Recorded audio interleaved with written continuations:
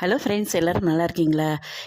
அதாவது இன்றைக்கி பிறந்தநாள் திருமண நாள் காணும் அனைவருக்கும் எங்களுடைய ட்ரிபிள் விக்டரி சேனல் மூலம் வாழ்த்துக்களை தெரிவித்துக் கொள்கிறோம். இன்று நம்ம பார்க்க போகிறது என்னன்னாக்க, மகா பெரியவர் நிறைய விஷயங்கள் சொல்லியிருக்காரு.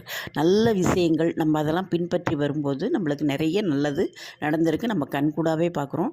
நிறைய விஷயங்களை நம்ம ஃபாலோ பண்ணுறோம். அவர் என்ன செய்ய சொல்கிறாரு, எப்படி கடவுளை பிரார்த்தனை பண்ணிக்கணும், என்ன ஸ்லோகம் சொல்லணும், நிறைய விஷயங்கள் அவர் சொல்லியிருக்காரு. அதில் ஒரு முக்கியமான விஷயம்தான் இந்த ஒரே ஒரு சின்ன விஷயம்தான் பகவ அப்படிங்கிற ஒரு மந்திரம்.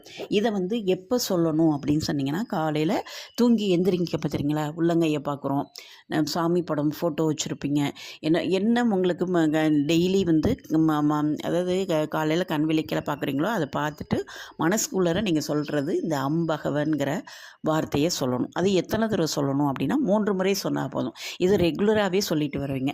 சரிங்க, நான் இதை சொல்கிறதுனால எனக்கு என்ன நன்மை கிடைக்குது அப்படின்னு கேட்டிங்கன்னா, இதை 3 முறை உச்சரித்தால் போதும். நம்மளுடைய கஷ்டங்கள் எல்லாமே காற்றோட காற்றாக போயிடும். காலையில் அந்த பிரபஞ்சத்துக்கிட்ட சொல்கிற மாரி காலையில் அமைதியான அந்த சூழ்நிலையில் அந்த 4 to 5லாம் அந்த பிரம்ம முகூர்த்தத்தில் இடத்துல ஊரெல்லாம் அப்படியே காமாக இருக்கும், அமைதியாக இருக்கும். ஒரு பறவை சத்தம் மாத்திரம் கேட்குறது மாத்திரம்தான் இருக்குமே வெளியே அந்த நேரத்தில் அந்த பிரபஞ்சத்துக்கிட்ட நம்ம சொல்கிறது போய் அது கடவுள்கிட்ட போய் சேரும். 2வது என்னன்னாக்கா, காலையில் எழுந்த உடனே நம்ம இதுக்காக நீங்கள் பல் விளக்கிட்டு குளிச்சுட்டு இந்த மந்திரத்தை சொல்லிட்டு எழுந்துட்டு இதெல்லாம் செய்யணுமா அப்படின்னு யோசிக்கிறவங்க அதெல்லாம் செய்ய வேண்டியதே இல்லை. நீங்கள் இந்த மந்திரத்தை சொல்லிட்டு கூட அதுக்கப்புறம் நீங்கள் எல்லாத்தையும் செய்யலாம். நம்ம சில பேருக்கு அந்த பழக்கம் இருக்கும். காலையில் எழுந்திரிச்சோன்னே பல் விளக்கி குளித்து மந்திரத்தை சொல்லிவிட்டு தினசரி வேலையெல்லாம் பார்ப்பாங்க. நிறைய விஷயங்கள் சொல்லிடுவாங்க. அதில் இது ஒன்றா எடுத்துக்கலாம்.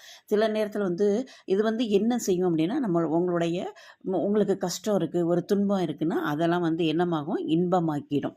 அம்பகவ இது தாங்க சின்ன வார்த்தை தான். இது ஒன்றும் இல்லை. இது 3 முறை சொல்லுங்கள், தினமும் சொல்லுங்கள். நேரம் அதாவது இந்த மந்திரத்தை நீங்கள் சொல்லிக்கொண்டே கூட இருக்கலாம்.